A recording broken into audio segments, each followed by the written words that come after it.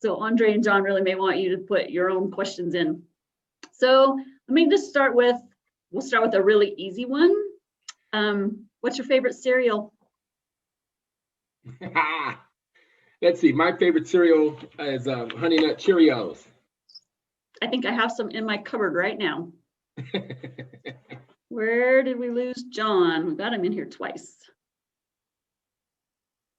Maybe that was a little too tough for John to have to answer. I know, man. You Right off the bat. Come on, John. What's the cereal? And if I'm feeling very healthy, then it's granola. You know, gotta eat granola. You know. Well, we'll just make him answer that one in a minute if we I think he's in back for a minute. Okay, so some of these may make you think a little bit, but I'm just wondering if you can share with us who believed in you and what kind of difference that made. Is John in yet? No? Well, and he shows up that he is, but, and it looks like we've got, I know Evie and, okay, Ben, your name's not Ben. I can't remember what it was. Age. That's my dad. Ah, Ben's the dad. Okay, so I know we have a couple of athletes, and I think if I remember right, Gage, you were a sophomore. I think Evie is a freshman. I know I saw Arnetta earlier. So I'm guessing maybe a parent or coach, Scott, I'm not sure. So you've got probably a variety of people here. So you want me to answer that question, who believed in me? You, pretty please. There's okay, John. Oh, there's John. Go ahead and ask John about his cereal first. Muted. I'm sorry, but I'm having some technical issues on this. I just went over to my iPad, so you're good, John. Right.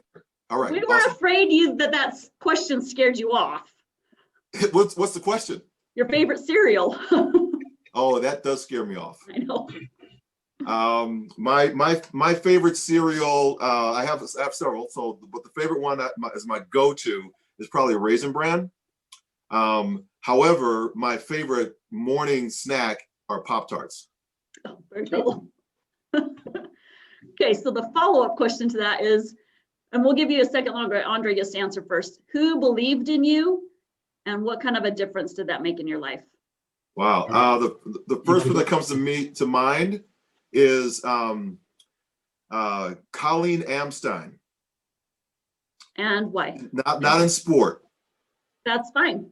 And she came into my life right after I was fired from the World Class Athlete Program in this Army because I wouldn't do something unethical, and no one stood up. And so I was kind of, in the government they don't just let you go. They just move you to another position.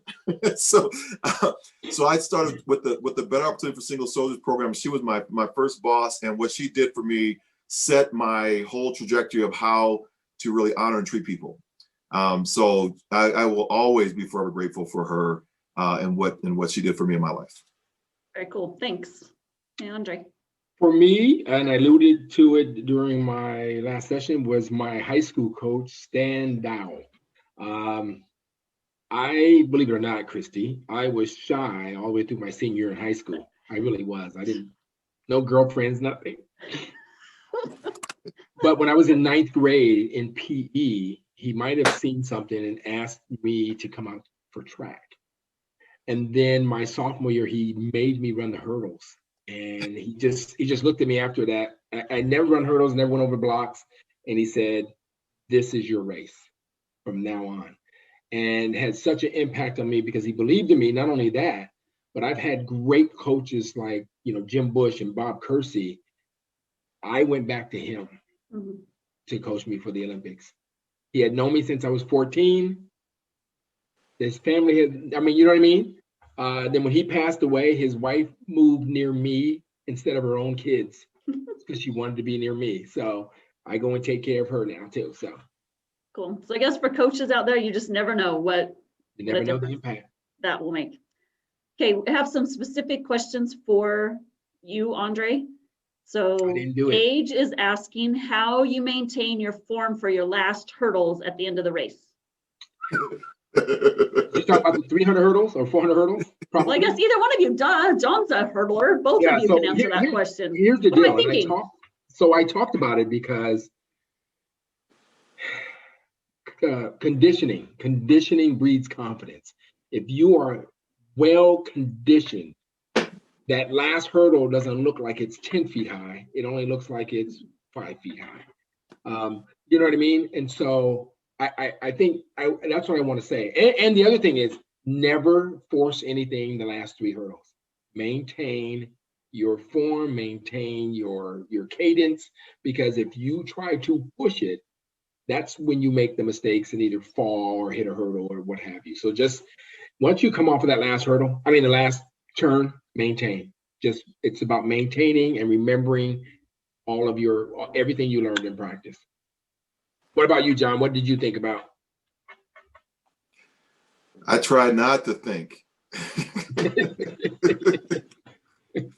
I thought about it before I even started the race. That was my report.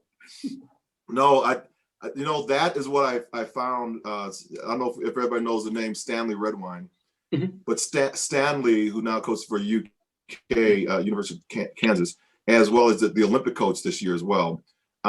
He was an assistant grad coach at the University of Arkansas, and there was I think it was a 1986 championships that we had for the Southwest Conference.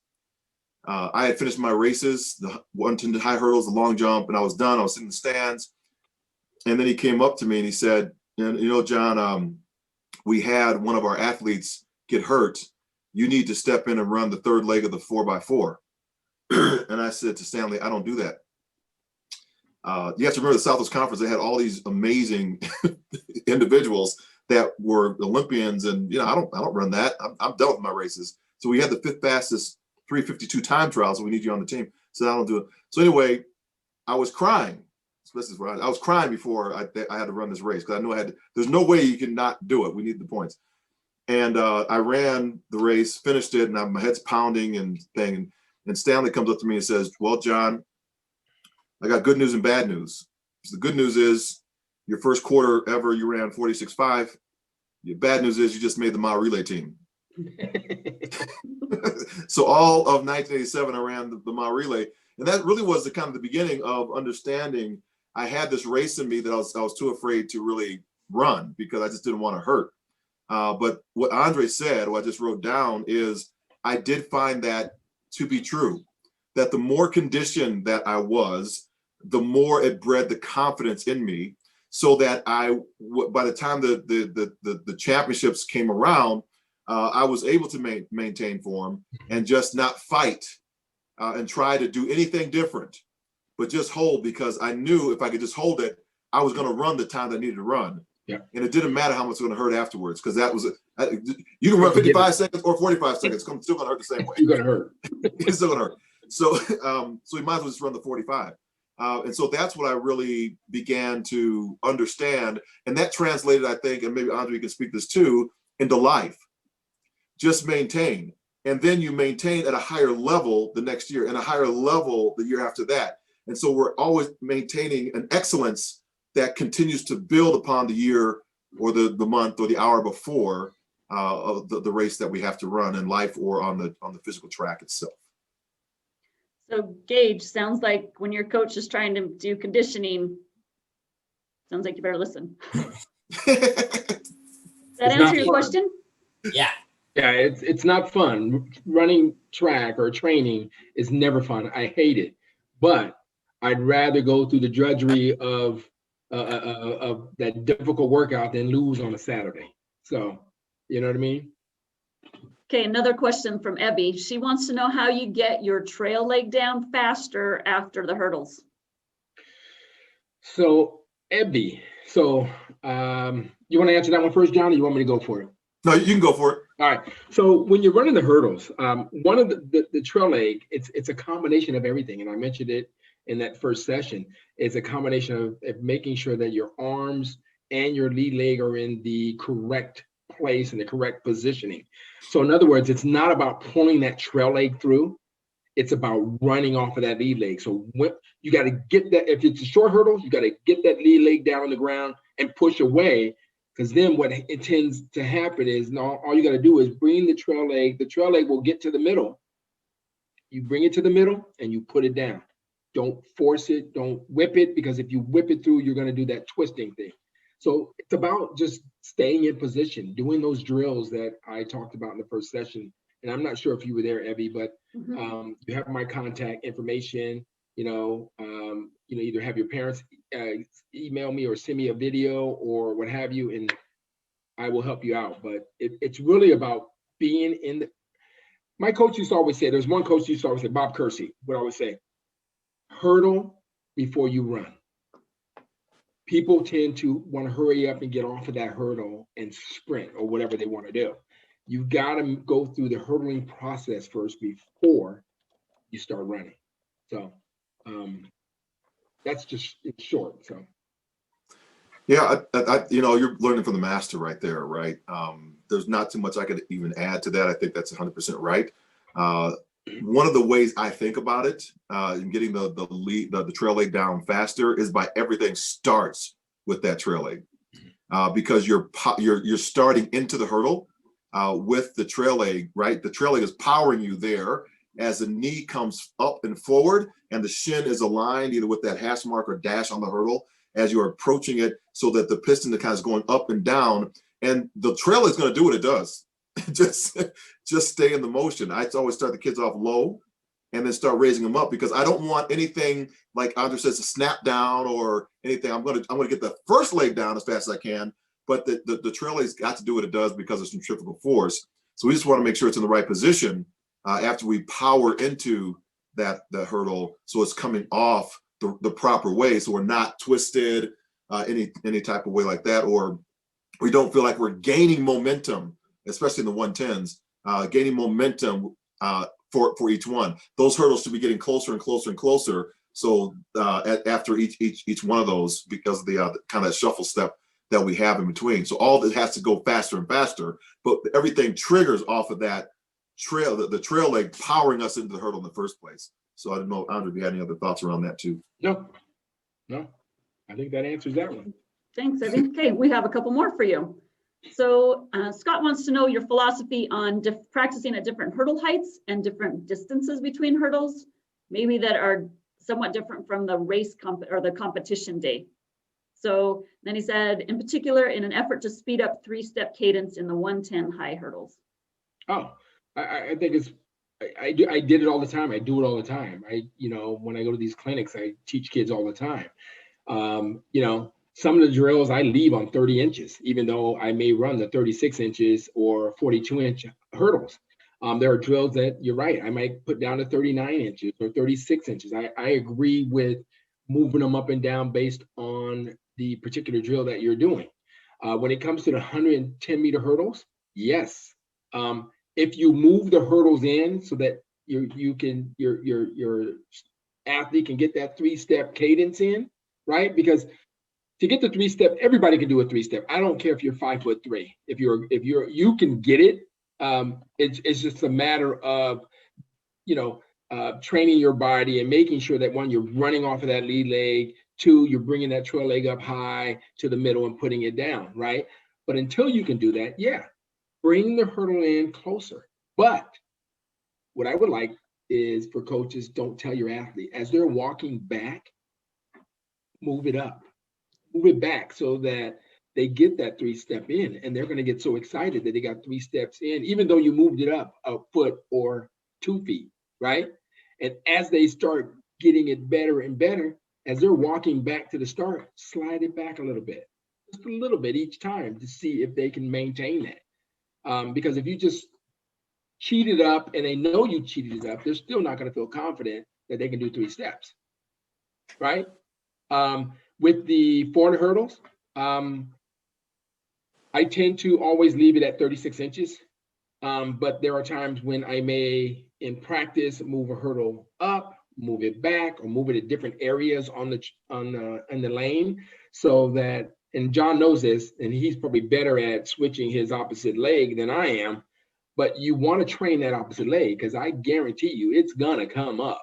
It's gonna come up. Unless you were Evan Moses when I was running, but it's gonna come up, especially as a young hurdler, it's going to come up. So you might as well train the organism or the muscle or your body to react and how it, so I'm all for moving hurdles around, raising them up, putting them down.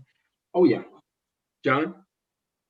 Yeah, I think, just add on to that is one way that, when Andre's talking about, condensing the hurdle distance is you can also use maybe your iPad or something where you can film the student that's running, and you can do it based upon the time you want them to run at the other end, because you've done a 100-meter test and they should be able to run a certain time. So you can lower the hurdles down and put them at the intervals of what you need for that time to be. So for example, if you want them to run 1 second in between each hurdle, I'm just giving them the time out there. Yeah. Then you make them run, you put the distance of the hurdles at 1 second for them. So each hurdle they're going to do is 1 second. And then you can increase that out until they can hit the 1 second at the regular distance. And those hurdles are lower, and then you can start progressively bringing them up. I generally I'm working with very young hurdlers, very like high school, junior high school. So I'm not really switching to hurdle heights. I just want them comfortable in running fast, and the speed I know they can actually run, and not be intimidated by breaking up or breaking down before they hit that hurdle. I want them extremely confident before I actually let them progress to the next level. And then by the time they get to their senior year, now we're doing some adjusted hurdle heights for them. We're going to run, maybe it's 36 to up to the 39s, and back down to 33, and then so we're gonna mix it up a little bit so that whatever comes up to them, that we're training the mind to take it. I also agree with Andre in the 300-meter hurdles for high school, or 400-meter hurdles around the track. What is the time you want in between those hurdles again, and space them for the time that you want them to run, and then increase the distance until they can actually hit it at the time. I love a drill. What I do is I'll make them run the first 3 hurdles. This is my one thing I'll do around the track is, so start to the first 3 hurdles, and then they go back, and I put start to the second hurdle. So I move the start line up for 45 meters to the first hurdle, and they can do start the second, third, and fourth hurdle, then start the third, fourth, and fifth hurdle, then start the fourth, fifth, and sixth hurdle. And so we run that all the way around, so they get a chance to see what the speed is at each one of those locations, and they're not as tired. But at the end, they still get a little burn from, as if we're running 400-meter hurdles from 7, 8, 9, 10, or in the 300-meter hurdles from 5, 6, 7, 8. For those, so they're still running a sprint start and the first 3 hurdles. So they get a good 120, 130 meters of running in, and all the way around the track, they get a chance to feel what that is, and they get muscle memory from it. Yeah. So do you run, like, say, for instance, if it's a 300 hurdle, John, have the first 3 hurdles, they run the first 3 hurdles and then run flat, and then pick up 5, 6, 5 through 8, or is it just the 1 through 3? Walk it, get to the 4th hurdle, and then it's both. It's a both and I use it differently. So when we're getting ready for state meet, I will probably just let them run I just want them to get the rhythm right, right. When we're the first part of the season, I want them to get used to the distance. We're doing 1, 2, 3, break 4, 5, 6, 7, 8, right. So and same thing with the 110. So it's but that's a critical. That's a higher level drill. That's an advanced, serious. That's an advanced drill. Awesome. Thank you very much. Okay, here's an interesting one. I'm curious to see your answer. So Arnetta asked how you get more athletes interested in doing the hurdles. Let me start with the first question. Were you interested in the hurdles to begin with? It doesn't sound like, this sounds pretty common with all of our Olympians, that they did not start out, Dick didn't, Stacy didn't, you didn't. So what was it that changed it for you, and how do you encourage other kids to do it? Well, all right, so I started out as a high jumper. I was a high jumper in 9th grade. I go whatever, 15, 30 feet, jump over the bar, call it a day, right? My sophomore year, the 300 hurdles came out in California. My coach wanted me to run them. I'm like, nope, that ain't me. So I would miss at a home meet. I would have missed I missed the first 3 weeks, right? I'm like, I ain't running. So I stayed by the high jump, and my excuse was I was high jumping, coach. So 1 week, those are the days when coaches can put hands on you, right? And he went over there and he grabbed me by my collar. Now, mind you, I had never run hurdles. I had never gone out of the blocks. And he walked me over there and said, damn it, you're going to run it, right? And he goes, you're going to run it one time. If you don't like it, you don't have to run anymore, but you're going to run it today, right? Never knew how to get out of blocks. I ran the race. I won the race. I went up to my coach and said, I don't want to do that anymore, right? And then he goes, that's your damn race from now on. And I was a 6'9" high jumper in high school. And he switched me to the hurdles. So to answer your question, is it Arnetta? You just got to make athletes do events. You just got to put them in events, because you never know how good they are, and they won't even know how good they are until they try different events. So since that time in high school, I tried triple jump when I was in high school, and long jump, and 800 meters. I've tried, so it opens your mindset up to try new things, right? So if I was a coach, I just switch up my athletes in the early season, especially as 9th graders, just make them run different things. Make them run the hurdle. Hey, try it one time. No pressure, just try it. Yeah. I don't know about you, John. No, I agree. I ran everything. I ran even a mile. I definitely don't want to do that every meet. And I ran the half, and I ran the quarter, and I ran, the 60 sprints, and then coach slapped, put me in the hurdles, and he put me in we had indoor low hurdles, then we had indoor high hurdles too. So in Illinois, that's where I ran, and I just gravitated to them. I liked them. It was that.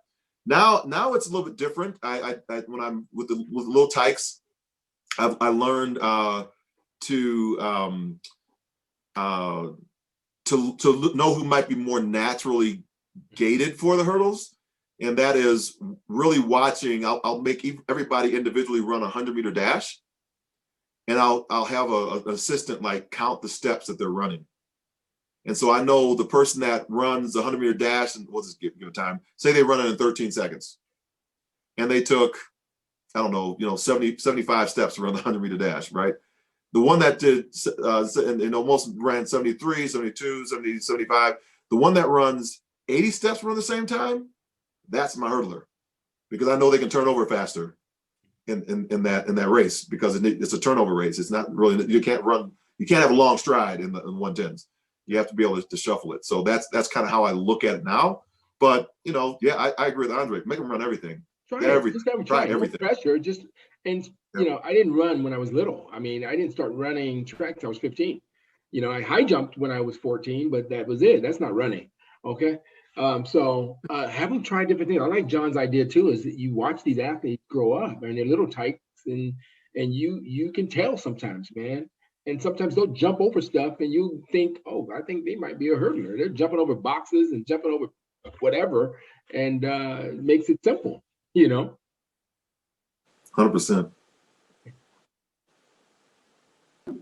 We've had a question from everybody that's joined us from outside, so appreciate that. Awesome.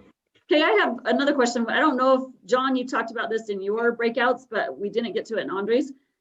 What about nutrition? Do you have any suggestions or favorite advice on nutrition? Come on. I'm not really great at nutrition. I'm a strong proponent of water.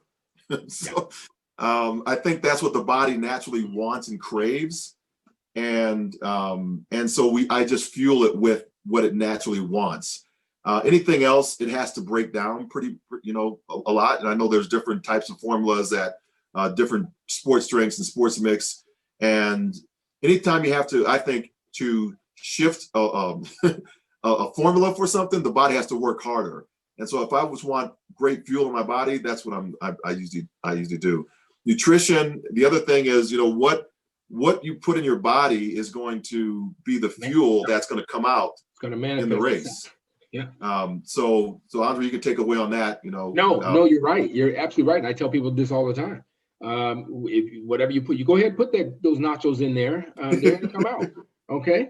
And I go to these track meets now, and I see these kids like, they may not run for 3 hours from now, but they're sitting up there eating nachos and hot dogs and whatever. I learned early on through my high school coach to either carbo load that morning, but stay away from the bacon, stay away from the butter, but eat 2 or 3 pancakes with this, do that kind of stuff, carbo load that way. And I never got to a track meet and ate a hot dog. So I would stay away from all that fatty foods, especially, well, John knows you run a 400 hurdles or 400 meters or 4x4, you're not eating nachos and no. Yeah, no. You'll try it one time. One time, it'll be the last time. You will see them again. But I agree with John said it already. Whatever you put in your body manifests itself on that track. That's what's going to come out, right? So that's, if you want to put that in your body, your performance is going to, my coach, the food is going to dictate your performance. Part of it. That's part of it. Okay, so I'm laughing because my coach, I ran my coach, but the one I learned the most from was Remy Korchimny. So he's this Russian, Ukraine guy. Remy. So I'm up on the Army's track team, and we go to the indoor meet up in Reno, Nevada. And this is when I just come back from the military. So I'm having a hard time running the high hurdles again. I can't get my rhythm right. So he's going to put me in a 400 meter dash that day. And we're having breakfast. And now you got to remember, I'm a soldier and I'm an E4. So I'm not making a whole lot of money. I'm living in California, which I got to go to the bread line. I got to go to the food line to get food. so it's because it's expensive out there. And that's no joke. My wife was in the line on Tuesday morning. So we were doing that. So we get up there and we're in one of those hotels in Reno, right? And they give you all the food. So I piled my plate up, man. We're down. I got steaks, I got eggs, I got everything going on because I want to eat. And so Remy comes up and he says, John, in his Russian accent, he says, when I was in Mother Russia, we used to have roach race. And I had my big roach underneath the plexiglass, and everybody has the big roach. But my roach was smallest roach. And we put food at the end of the race. And when the gates go up, my roach, the fastest roach, because it's hungry. Hungry roach run the fastest. Don't eat so much food. Russians always have a story, man. Where's this going, Remy? it looks like we have about 2 or 3 minutes. So I'll give you about a minute each. Can you tell me what you wish you would have known as a high school athlete? Oh, and you got quick answer time. Hey, for me, I graduated high school at 6'2", 155 pounds, right? If I had known, because back then they told track athletes really not to lift weights. I wish I would have lifted weights. That was, I never lifted weights until I was 21. Cool. Probably. So, Gage and Evie. Note. For me, it was, had I known, I probably would have started, because I was state champion 300 meter hurdles. I probably would have stuck with that race more, and really study that race more. It's a beautiful race, and it clicked for me when I switched to the 400 meter hurdles. It was just something that was just laid. I could see it in front of me. It was just like I could see the entire race of it. Unlike the 110s where I really had to work hard at it, I had to work really hard at the 400s, but I could see the race. There was a different mindset around it that happened. Cool. Okay, we have maybe just another minute or two. I have another question from Scott. Of today's hurdlers, who are your favorites? And what do you think about the competition between Karsten and, I don't know how you say his name, Rye Benjamin? Yeah, Rye Benjamin. I like all the hurdlers, especially the 400 hurdles, because that's my race. I like the ladies. They're awesome. I mean, they are battling. The competition between Karsten and Rye, here's the deal with that. Rye is probably a faster sprinter. He's a faster sprinter, but Rye always, he needs to work on his mechanics. He messes up his mechanics at hurdles 8 and 9. That's the only thing that's holding him back. And Kirsten does not mess up. He gets out. He's strong, and he does not mess up his technique, hurdles 8, 9, and 10. If Ra cannot mess up, oh, they're going to go to the finish line, and then it's going to be a photo finish. How about you, John? I'm in agreement. I just love watching the races. Yeah. But I actually like watching the women better than the men, because they're more technically proficient, I think. And so there's this kind of this throwing yourself at this. I think the women's hurdles should come up another notch, but it's so beautiful to watch them over the 30 inches and the 100 hurdles. But I love watching the ladies hurdles. It's just fantastic. Cool. Thanks, Scott. Appreciate that question. Okay. 3 rounds, probably my favorite. So. I keep thinking we're done, but you guys are very succinct in your answers. So how do you deal with a tough workout? One that you just want to throw something at your coach? I try to remember what my competitors are doing. I try to think that my competitors are doing the same workout, and I want to have a better workout than they do.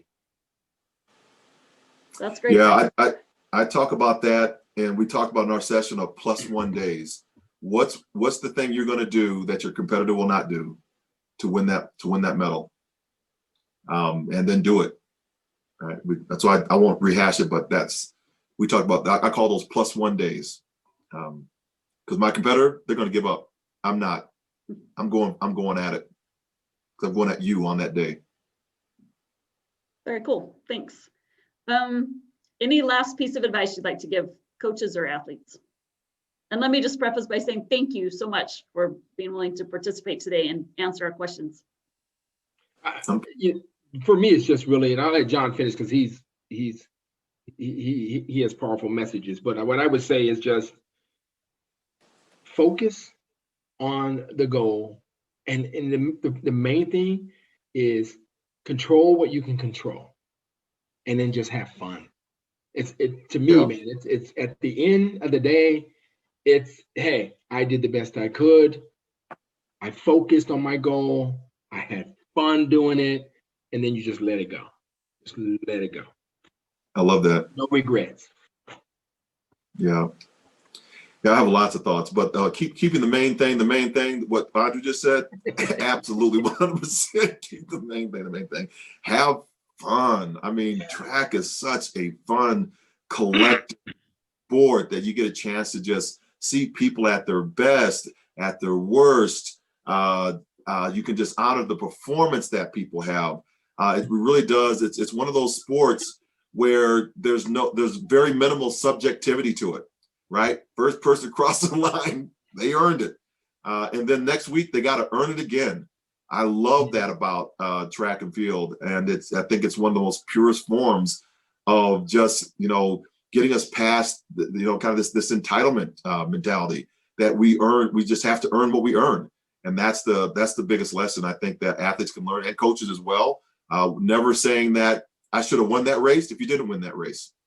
Come back and prove it the next week. Thanks. I'll turn it back to Christy, I think we are about time, right? We're less than a minute away, and I want to reiterate exactly what Christy said, which is to thank our clinicians and the attendees here. Hey, a reminder to everyone, February 2022, right? We're back on the fast track with Andre Phillips, John Register, and the other Olympians. And that means the fast track in Pocatello, Idaho with the 22 Simplot games. So we're fully expecting to have the best games ever. And I'm going to be especially interested in the hurdles this coming year. I'm going to be looking at them through a little bit different eyes myself. So thanks for everyone here. And we're off to the main breakout session here in just a few seconds. You guys can keep talking or engage. And Evie, want to see you at the Simplot games. Absolutely. Yeah.